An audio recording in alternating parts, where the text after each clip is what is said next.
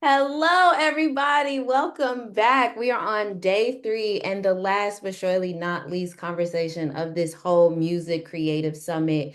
And we just got to say thank you to Live Nation Urban for this continued support and partnership. It's been so incredible. Not only do we get to do things like this, but we've also been able to send dozens of Black and African women creatives across the country for things like tours and festivals and concerts. And it's just such a huge opportunity. And we have more opportunities coming. So, like I always say, make sure y'all are following us on Instagram, Twitter, anywhere you can find us, because we're always dropping something new. So, stay tuned because we celebrating Black Music Month.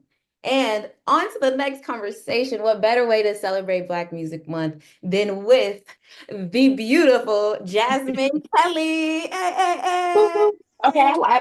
I like the hype, yes. Yes. Jasmine, how are you doing today? I'm good. It's been a good day so far, good month, beautiful month, celebrating Black music. So yeah. Period. So, can you let the people know who you are, what you do, and maybe where you're based? Yes, well, I'm based in Vegas. I officially was Live Nation's marketing manager, Live Nation Urban. Been with Live Nation for about 7 years.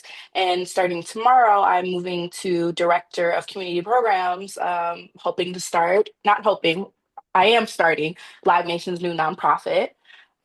Yeah, so basically all things marketing, touring, festivals, producing shoots for our tours and festivals, working with all my beautiful creatives that I get to steal from Polly, from the Black Woman Photography Network.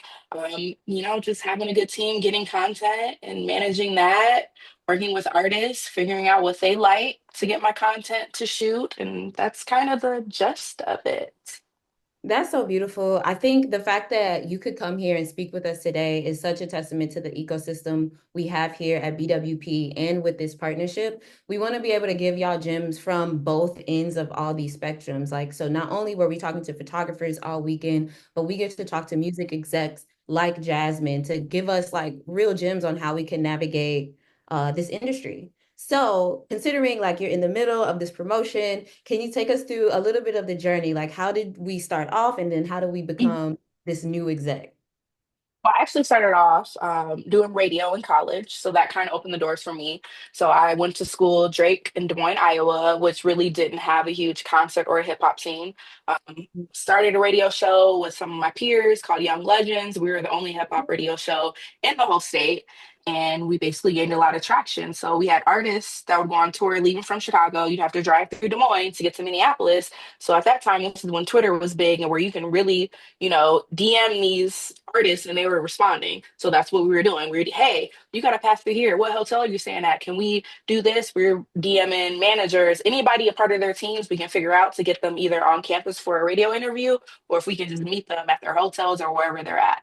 So that's kind of the groundwork, what started it. And journalism and PR is what I got my BA in.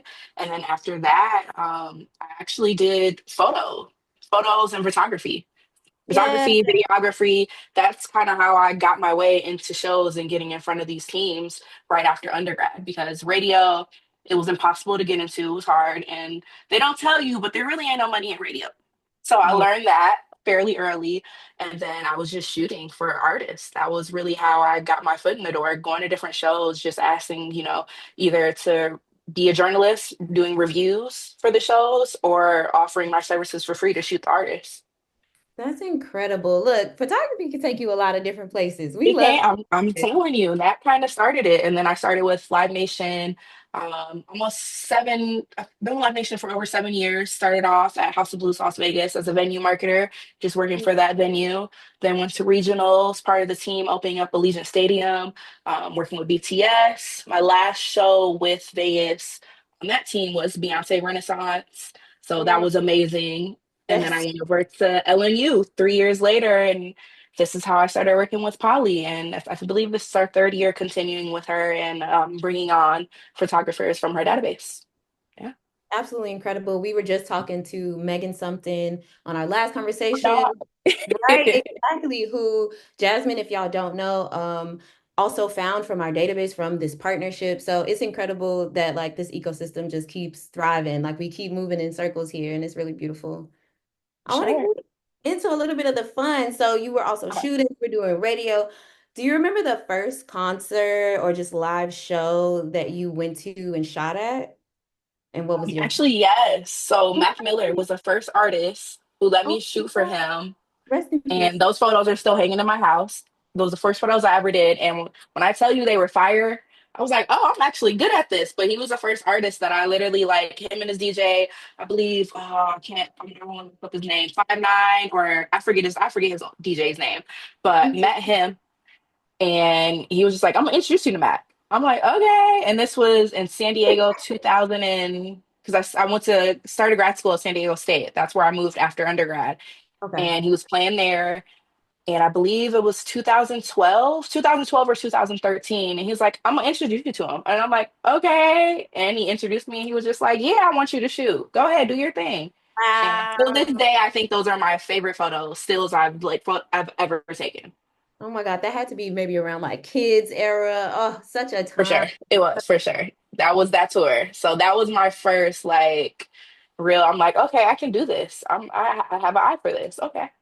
So, Okay, so that brings me to the point of like how important relationships are in this industry. I mean, in every industry, but really sometimes a relationship like that can get you the next gig or can get you an opportunity like the one that you have grown into mhm. working with Live Nation Urban. So I'm curious, do you have any advice for other Black women creatives who are trying to break into the music industry doing your route? So not exactly entirely creative. I feel like if you don't know if you're good at photography, this is photography opened the doors for tons of things since where I'm at now. And if you don't know for sure if that's what you want to do or you want to do, it's all about, like you said, relationships. So, like, I know with photography, it was my way into the door and figuring out a way that I can be useful. Yeah. Knowing that you're useful to whoever you're reaching out to, or you can be a resource for them, I think go in to any relationship with that. And I think that was really the biggest thing that I realized going into different rooms or working with different people is figuring out how I can be resourceful to them. Not Yeah. just necessarily asking for a handout, like, hey, do you have a job for me here? Hey, figuring that out before I even introduce myself to them. Knowing, Mm, hey, I do this. Let me do this for you. Hey, you're lacking this. Can I try to help you with this? I think that was one of my biggest things stepping into different roles or just meeting different people and just in genuine, just asking for, their advice, not necessarily asking for opportunity, just asking their advice and, what they've done. Because they might be able to let you know, like, hey, I've done this, or I can point you in this direction. And that might lead into them actually doing it for you and mm. putting you in that place. Hey, I did this. Let me introduce you to this person that helped me get here. But yeah, just building and not always expecting something from that relationship. I feel like the biggest opportunities from the relationships you really don't expect anything from. It's just generally building those relationships, those professional, personal relationships. Yeah, I think that's a great perspective. It makes me think about gatekeeping.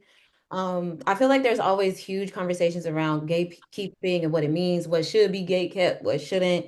And when we're thinking about how people are moving through this corporate environment, I'm really curious, like, how do you find that you can build and maintain these meaningful relationships without losing like sense of self, sense of creativity, sense of authenticity? Do you have practices for yourself to maintain that? I think starting off my career, I didn't understand those boundaries or didn't realize that all relationships weren't good relationships. So I think the first standpoint is knowing knowing some relationships just natural. And usually those are the best ones to keep and kind of let guide you into whatever you're trying to do with this person or opportunities you're trying to have. I think a big thing that I've learned as I've gotten older, I don't force relationships. I can meet Yeah. someone that I think like, hey, this is someone I've always wanted to meet or I've always wanted to work with. And, I'll introduce myself, maybe get their contact, maybe reach out one or two times. But if I feel like the relationship is forced or a past don't or a way to move forward, it's okay for that relationship. It's okay to let that go. I feel like it's just a matter of building those relationships naturally and just, some fall off, some don't. And Yeah. you'll learn that if you're authentic with yourself. The older you get and the further you get in your career, you'll realize that and learn that.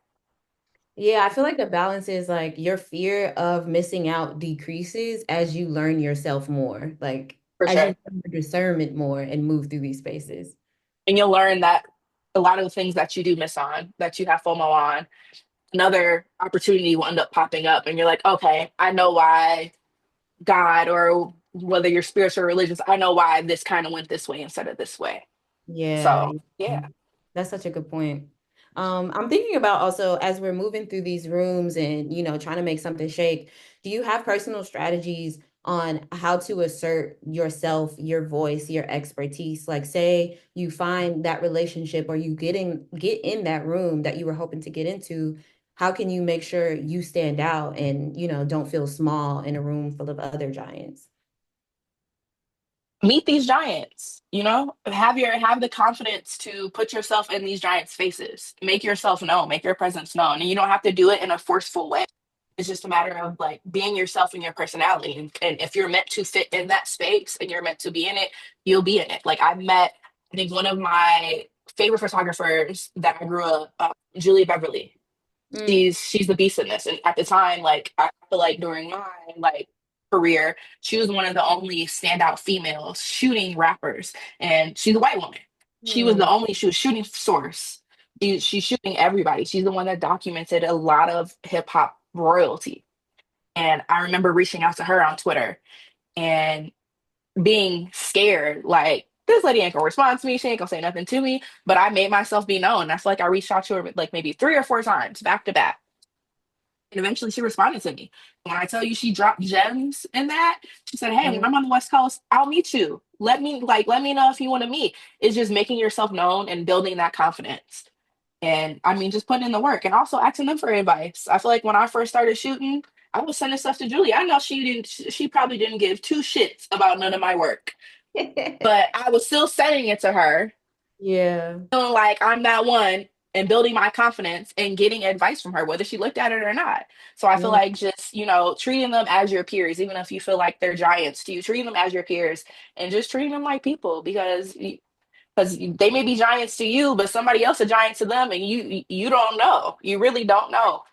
exactly. Speaking of mentorship, it sounds like in a way you kind of consider Julia a mentor. Did you have other mentors, especially on this end of your creative journey, that was like helping you build more relationships and move through these paths?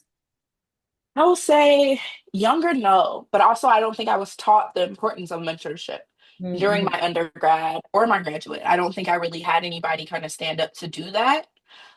So a lot of my mentors, they were my peers. We were figuring it out together.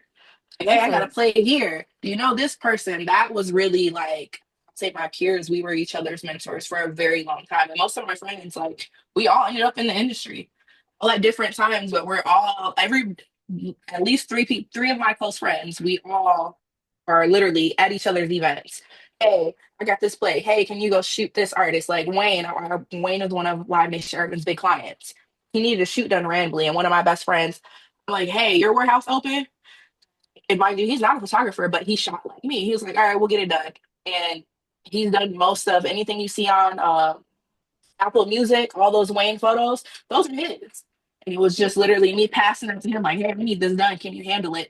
Um, but mentorship, back to that component, it's really important. I'm realizing that the older I get and having these people that I can look up to, and it's not a competing thing. I feel like once you get to a certain place, you find the people around you aren't necessarily competing. And that's where you can kind of find that mentorship. Like with me, I feel like I've probably built the most mentorship with my current boss, Malcolm, with LNU.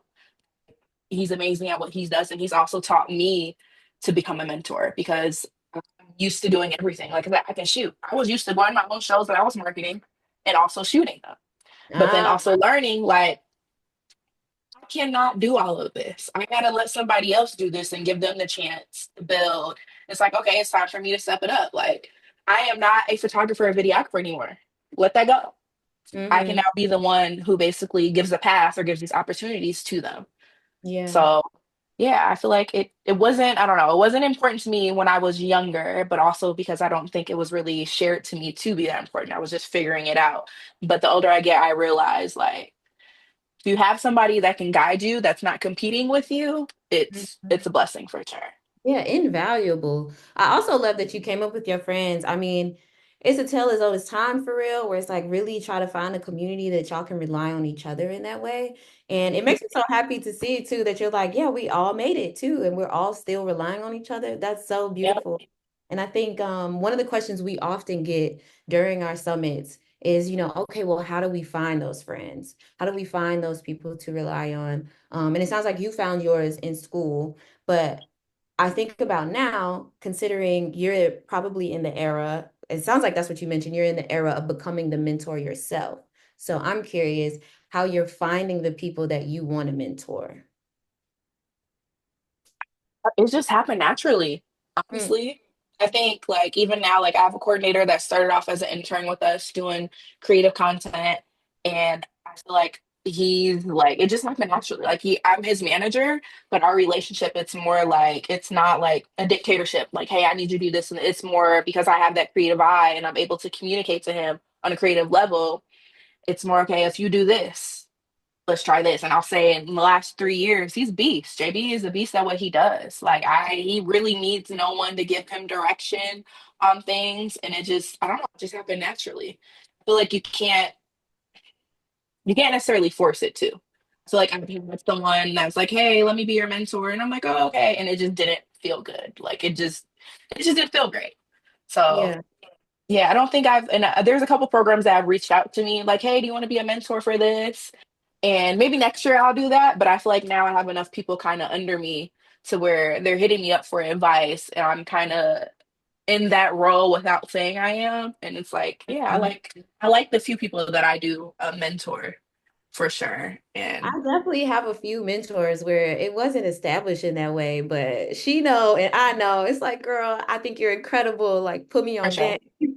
Yeah, my first boss was Live Nation, Sasha. She's a beast at marketing. She does most of the huge major tours. Like she was my first boss. She hired me as a coordinator, and we have our bi-weekly like, hey, did you take? She called me the other day. Hey, did you take that job? What's going on? That, yeah. Shout Yeah, out to so Tasha. We love that. it happens naturally. But there are like Fem Forward. I know they have a great mentor Yeah. program. You know, if you get Feel asked and if you have the bandwidth, do it. There you go. I love that. Okay, so I want to talk more about this current role that you're in right now. Can you Mhm. tell us how you got there? I know you gave us a little bit of your beginning story, but like what this role means for you and how you will be utilizing it to continue to like build this creative community that you have already. Wow. Say, my role with LNU is really different from my previous roles with Proper Live Nation, Mhm. venue and regional. It's more, I want to say we're more of a family, right? And then also coming to a team that, I mean, it's an urban team. Like, my team is Black. I've never had a full Black team Come in my on. life, right? And coming into this and realizing like the relationships that I built and then how much we can really relate to each other, it's been beautiful. Honestly, like thinking about it makes me want to cry, knowing that I'm leaving this team because I haven't experienced that anywhere else. Uh, But just overall, just the importance of building, Black people up. I think that's what I've learned in this being a part of this team and how valuable it is to other people. Like I feel like when you and not knocking any of the other teams that don't have a lot of black people on it, but you don't if you're not in it, you don't realize the importance of it. Like I know that for a fact. You just don't realize it. Like in the position that I am with LNU and the growth I was able to do and the freedom and how much I'm able to help other people who ask for help to just get put on or be involved in something and have the opportunity, that same space wasn't created for me in Live Nation proper. It Hmm. just wasn't available because that's not, I feel like if you're not black, you're not looking for other black creators. Right. You're not. And the common thing people say is like, oh, well, I mean, I just don't know them. I don't know where to find them, as if it's an a real reason, but truthfully is an excuse. And I think Black women photographers is such a great example of that. Being a part of this collective, I know probably hundreds of Black women photographers, Mhm. but producers should really be knowing hundreds. Like, why do I Mhm. know so many and you don't? And I think having people like you in positions of leadership is really, really important. And I mean, of course, it's Live Nation Urban, so naturally we know the type of people that y'all are looking Mhm. for and to put on. And it was also sounding like a full circle kind of moment with the radio show in college For sure. because you guys pioneered this Black space for yourselves, and it At a seemed white school. at Drake a is a white white private school girl. no, and then here you are again. It has led you to a moment where you get to lead another set of incredible Black leaders, and not even only Black leaders, but Black women leaders. And I think Mhm. that's just like so fascinating. I think I just want to give you your flowers because that sounds so Oh, beautiful. thank you. Like, Oh, thank you. And don't worry, I have my white creators too. Like I give you your props. If you're fired at what you do, you are fired at what you do. yeah. For sure.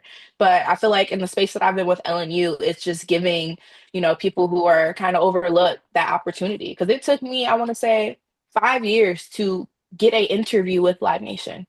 I started off as a coordinator at the age of 27 or 28, Mm, part-time. part-time coordinator. Part-time. I had three jobs at that time. Woo, Okay. And it took another Black woman to give me that interview and hire me. come on. Like, So it's just, like, and if you see my, as far as like pay, what I was making compared, the growth compared to that, like that all started from a Black woman who was like, oh, okay, I see you. Like, come on, that. let's see what we can do. So I just feel like being a part of LNU has taught me, um, yeah, just, to support our people more for sure and give those opportunities. Cause I know what it felt like to be, or I know what it felt like applying for a job that I know I was qualified for Mm-hmm. years and not even getting a call or an interview. Yeah, that's so Not real. until I was 27, 28, finally like getting that step. So it's just a matter of I know I was overlooked and I had the credentials to do this work. Right. Who knows who else? How So many that's the hundreds? biggest thing I've learned. Yeah, that's real. We do have a question in the chat I want to get to, but since we're on the effort of change, I want to ask you one more question before we get there. Mhm. I'm really curious because it sounds like just like the woman that put you on to get into the position now, it sounds like that's what you're rooted in, really, like figuring out how to get more people in the door who are great at what they do, especially Black creators and professionals. I'm wondering what kind of systemic change would you like to see? So, I mean, I guess we don't have to go too big and being like, I'm gonna do Yeah. XYZ. But like, what does your dream space kind of look like?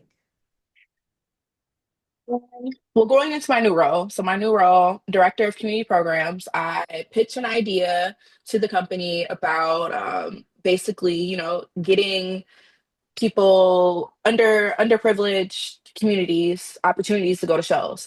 One of those communities being foster kids. I myself was a foster kid growing up, in foster care for a year, and I know the struggles of that. And I also work with a program called CASA, which is child advocates. Basically, we work with foster kids, and basically kind of like a big brother, big sister, giving them time and space away from a caseworker or a foster home or placement where they're at, getting them away from kind of the mayhem and some normalcy. But I think just my biggest thing is just giving opportunities to people who don't have it or don't even see it being an opportunity for them. Mm. Mm-hmm. That's Like such a kind of big opening up their eyes and letting them know, like, hey, this is here. Like when I was in foster care for a year, I never would have thought I would be going to college. I never would have thought this would happen or this could be. Like, I know what I do is a dream to a lot of people. I've worked with some of the top artists in the world. And don't get me wrong, I get up and I'm like, oh, this is every day to me. But it took Mm. a long time to get here. But back then, I never saw this as a possibility.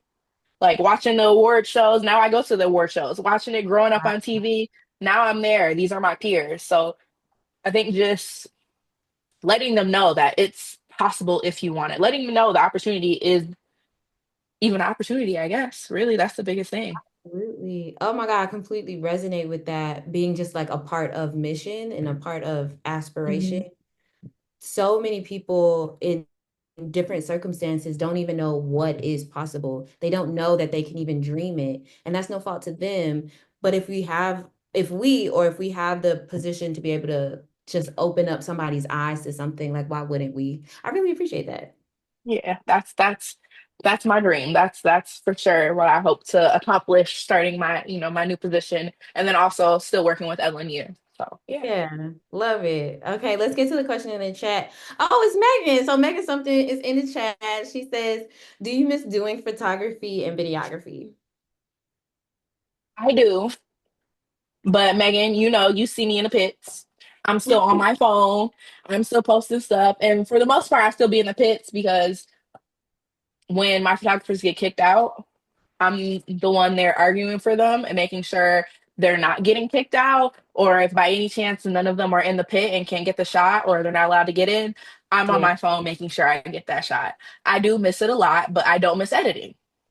So feel you on that that. is, I do miss it because I do have an eye for it, but it's just one of those things. And like growing up, like, do I want to be a full-time photographer and videographer? That comes with editing. I hate editing. Yeah, I just don't like doing it. So I know that's what comes with the job. So I know I could not. No, you gotta nope, know couldn't do it.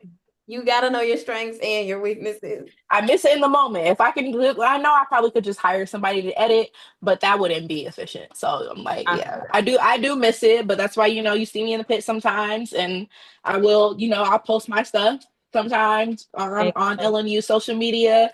And then sometimes artists use my stuff and it's like, okay, just makes it give my pat on the back, like, okay, I still got the eye for it. All right. there you But I go. do miss it, but I know my journey now is that is not included. It's now to put other people in that position to do that and start that and to find their career in that or whatever else that may build from. So Okay, because Megan also asked, "Do you ever feel inspired to pick up your camera again?" But it sounds like all the you're ready time. to transition. Yeah, Megan and Letitia, them two,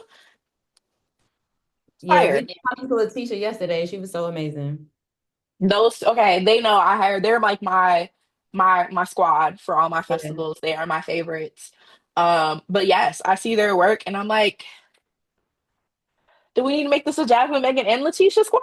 Like, come on now. But no, I do. And those two are the ones that actually do inspire me because their work is great and it just comes off very effortlessly. Because I see them work. I see them in motion. And I will say, Megan can tell you whether she agrees or not, but I feel like our team is one of the easier teams to work with.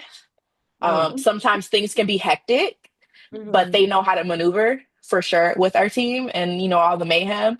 But I feel like they do their job pretty effortlessly. And yeah, you don't see a lot of photographers where it comes very easy for them. So yeah, for me it wasn't that effortlessly. So no. Shout out to Letitia and Megan one more time. We loved having y'all on. Okay, so speaking about the creative ends of things, I'm curious if you have any common mistakes that you see creatives make trying to like get in the room and how they can course correct in order to do that. Ooh. I think the biggest thing that I see, and I used to do it, right? Trying to get in the room for any type of show Mhm. is not having a publication behind you. And don't be wrong, you can be a freelancer. But I don't know if I'll talk to Polly about it, but I don't know if the Live Nation, there's a live link that you can literally find any show you want to find if they're accepting people, which 90% of our shows are allowing shooters and videographers. We have to approve. I feel like a lot of people don't pay attention to when they fill out those forms or they reach out to get creds to shoot. It's very, hey, this is my site. Sometimes the links just don't work, or they're sending their Instagram. They're not fully you're not presenting yourself as a professional, even if you don't have that experience, be more polished. Mm, Because I know mhm. I got in a lot of rooms that I should not have been in when I was shooting. Even Mac Miller, that was random. I'm DMing and doing this, and there was a lot of rooms I should not have been in that I got the opportunity to be in, but I came off more polished. I was sending them links to my work. Even like I think I wrote for Complex for not long. I think I did like maybe 4 or 5 review articles for Complex. I was Mhm. not a tip. I was not one of their full time hires. But that article could have been 3 years old. I was sending those links showing that I had some type of work online, showing that Mm, I have some type of credibility, even if it is like a link to your portfolio online. I think just showing up 100%, even if you feel like you're not there, yeah. because you'll get overlooked instantly. I know because I approve people for tours and concerts, like any of my shows. When I see them come through, I can see, oh, I want 2 review tickets, and they just have their personal email and nothing else. There's Mm, no link to their portfolio. There's no link to what publisher is having them shoot. And even with that, you can easily find publishers that will take you on for free. Oh, we don't have to pay you and you'll cover the show. Yeah, I'll write over a letter. Just do the groundwork. Don't. I think that's one of the biggest things is like when you reach out to shoot these shows, do the groundwork and make yourself look good. Even if you don't have the biggest portfolio. I think that's the biggest thing that I see. I'll see creators reach out and, don't give all the information. So if I see your stuff come up, you might be fired. You might have messed and you might be fired and you didn't copy your link right.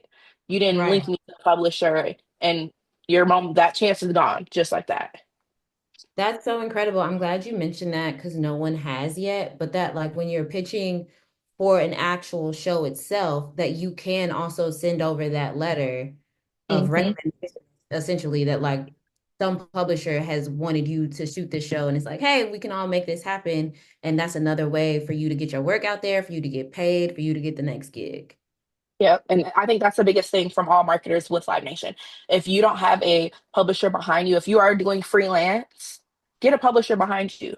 You can Mhm. find someone, whether it's a local newspaper, and even if you're not making money yet, you can reach out to these local stations. Yeah. Hey, I want to shoot this. I can provide you guys the pictures. That's all you got to do. There you So go. I feel like, and that's the biggest thing that the marketers look for. Like, okay, who are you shooting this for? Like, we love freelancers, but if it's just living on your portfolio, what does that help us for Yeah. marketers? What does That that do? doesn't help us get us any advertisement, any press. Like, it's basically like when we approve people, it's because we want this art out there. We want your art to be shown, so it also publicizes our show. So if it's not working both ways, it's just there's no benefit.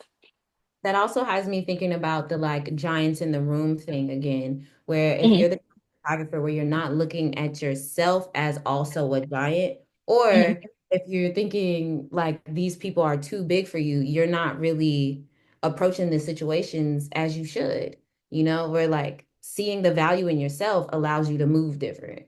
Hmm.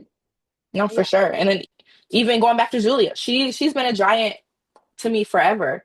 But now she reaches out to me for credentials. Like, hey, can I come shoot your show? Like, and it's just the understanding the mutual respect and just like I think I still think she's a giant. But back then it's like I shot my shot and now we're peers. She reaches out to me when she needs or if I need something for her, it's just a mutual thing. So yeah, it just yeah. Incredible. On the same level with creatives, we've noticed over the past couple years with social media, more creatives are kind of establishing personal brands. Mhm. It's all about the marketing of how to establish yourself and sell yourself in rooms, publicly, XYZ. What's your perspective on a personal brand for a photographer or another creative that you might be hiring? Hmm.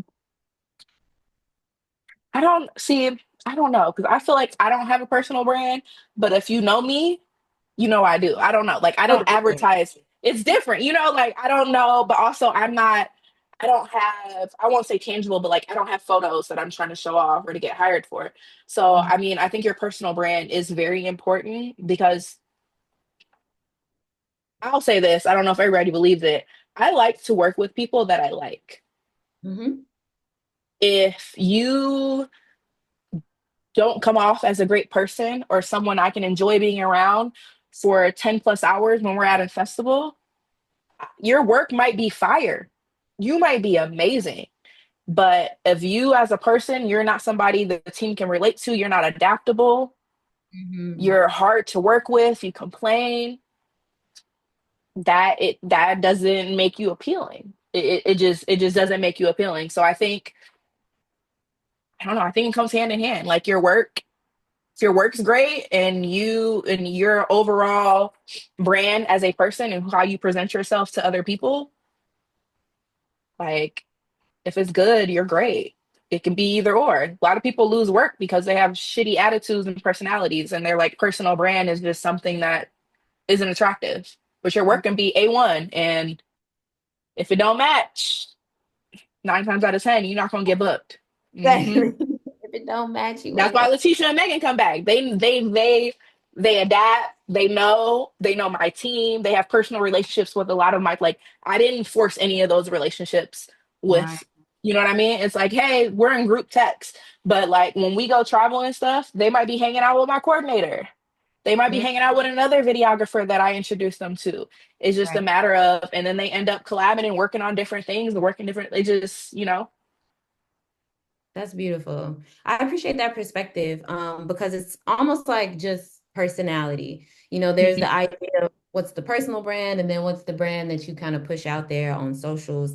And I think more photographers and videographers than ever are feeling that maybe pressure to think like, oh, I need to curate exactly who I am as the person and the story behind all of the images. So I love hearing from somebody in your position who's like, that matters less. I want to know how you show up. Mhm. For sure, for sure. I want to know how you show up. Be you. Like I feel like when you're posting your photos and things like that, and you post your personal stuff, like of course your personality shows through, or at least it should, on your social media. It shouldn't be different from who you are as a person. Like I keep Megan. I'm sorry you keep getting bullied on because you in here, but like Megan's TikTok, okay, it shows her personality for Yeah. sure, who she is as a person. And when you see her TikToks, you want to be around her. It's funny. It's down to earth. It's like, oh, okay, she cool. She fired. She's shooting all these people, and but she's somebody I can be locked down in a room for 12 hours, and I won't want to run away. Like Right. Right. I think it's just be you. And same thing in art. That comes out in your art. So. Absolutely. That makes me think about some of the challenges we might face just throughout our journey in general. Like an example like that, like meeting up and having to work with people that you don't exactly like mesh well with.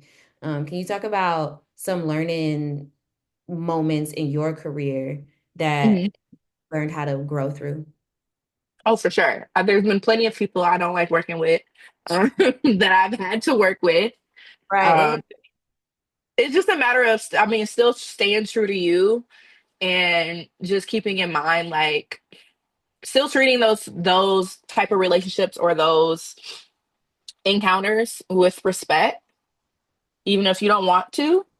Just knowing, keeping your being true to yourself in those situations. Because at the end of the day, like whoever it is that you're in a bad situation with or may not want to work with you, you don't want it you don't want that interaction to go off to somebody else and then somebody else like, oh, I heard this is how she acted to this person or da da da da this and that, when it's not true to you. So at the end of the day, they can't say nothing bad about you if you're staying true to yourself and you're still being positive, because it is still a job, don't get me wrong, but luckily we get to have fun within our job, but still have that fun and do that job and just keep that, I don't know, keep that mindset of like, okay, I could really treat this interaction how I really want to treat it and be labeled as someone or something that I'm not, or do I just stay true to myself and try to be positive and keep it moving?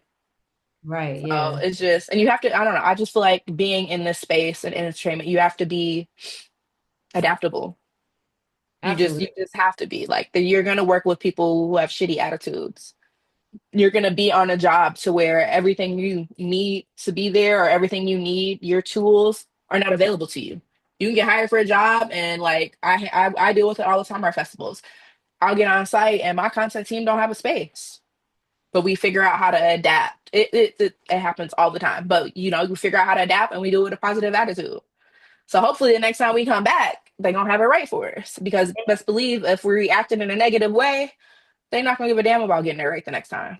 Right. Exactly. They don't even want y'all to come back the next time. So I'm thinking about this new role that you're transitioning to. Will you still have the opportunity to be showing up to the festivals and the shows and being on site? Will. So that's actually like I was actually nervous about taking this new role because that is my favorite thing about my job. I like being on site in the mix. Being at a live show is like that's the if it has to be on my job description, that's like number one to where you can't take that away. Because if so, I don't know what to do. So that was my biggest fear with this. So I will still be working with LNU for sure, like festivals and then whatever shows I want to go to. I'm pretty sure they'll hold me down still. And then I even think on this side, the creator side, I'll still be working with the BWP and as well as hopefully hiring all the photographers and continue it with LNU on that end. So probably still handling content and photographers on site for sure. And then with my new role, I'm hoping, to start doing the same thing, showing up to these shows, being on site, but in a different way. So hopefully bringing like foster kids to these shows, introducing them to Megans and Letitia's, taking them around to enjoy the show, but also seeing the behind the scenes and, what can be. You could be a Megan, TikTok famous, doing these amazing photos. You can Come be a Letitia on tour. We So we need to go follow Megan on TikTok right now. she's It popping on sounds TikTok. like Okay, y'all. I'm glad you brought up the nonprofit though, because I was gonna see if you wanted to talk a little bit more about it so people get to know it, like if it already has a website, know where to how to find you guys. It doesn't. It doesn't yet. It's literally building phases. Okay, So, cool. yeah, follow my Instagram when it gets up, and then also Live Nation whenever they decide. Once it's built, it's very much building phases. Um, but what I can tell you, as far as BWP is, we will be continuing our program to hiring people for our festivals and tours. So there will be announced next week. So please stay tuned. And if you're not a part of the system already, go ahead and fill it out. We're looking for people in different cities. We're looking to add a couple tours. So we want to hire, creatives in every single city of a few tours that we have to give them Yeah. an opportunity to build their portfolios. And then we do have a few festivals left for this year. What do we have? Broccoli City. We have Louisiana Fest, Exodus. We have One Music Fest. And I feel like I'm missing something else, but we are looking to hire more photographers. Megan and Letitia will be there, but we're looking to hire, some more people to give them the opportunity. And yeah. I love So it. See, this is why y'all have to be live because we just dropped a premiere. Like, let's go. I love that. Okay, this is the thing about it though. You are working so hard. You doing this on-site stuff at all the shows. You doing your corporate work. You're doing this nonprofit work, literally building it from the ground. How do you rest? How do you recharge? Where are you finding girl, the I time? don't. I was Girl. sick. You probably still hear it in my voice. 3 weeks nonstop travel. We had Roots Picnic, we had BT Experience, and I had Black on the Block for Juneteenth, and I came home sick. So technically, I was supposed to start my new job Monday, but I've been sick, so I haven't been able to do so. I like being on the road. I am a road runner. I love it. I do not have a family at home. I live by myself. I do not have any animals, so I can be in and out as I please. I just feel like when you love what you do, you find a balance. But I will say this week, like, and also your body will tell you, like, I was gonna go out to Erica Badu show Amazon had. I was sick. Your My body body. said no, Mm. sit down. Yeah. So I've been sitting down. At Erica Um, Badu at home. Sit down. I watched it at home from my couch. Yeah. um, I think it's just finding if you love what you do, sometimes it doesn't feel as exhausting. Mm, And I think the younger you are, the more you can, rip and run. But also with my new job, my pace will be slowing down. And I think it's at a perfect time for mm, me. So, but yeah, I mean, you just got to figure out what's important to you. Like for me, like I said, I don't have family at home. Like my family's out of town. I bring my little sister to festivals. She flies in and she be helping, packing boxes.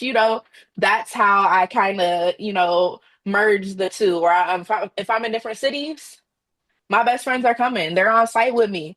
Like, hey, I'm doing this. Go have fun. I'll link with you in like an hour. We can have a drink. And right. that's kind of how I balance it. But I don't know. You got to find your own balance. Like, this life is for you if you do not have a family and kids at home. You can roll run until you can't no more. But And yeah, maybe if you still got a family, you could probably figure out how you could do that. you can. You just, you, You just got to figure it out because shout out to the moms on my team, Mari and Tierra. Hey, Like their kids, they're on site, and I'm pushing the stroller right with them. Like okay. we doing this, all right, cool. Where the baby at? I'll go feed her. Great, you do this, I do. So you figure it out. Like if it's something you love, you figure out how to manage it. But I listen love to your body when your body tells you to sit down. yes.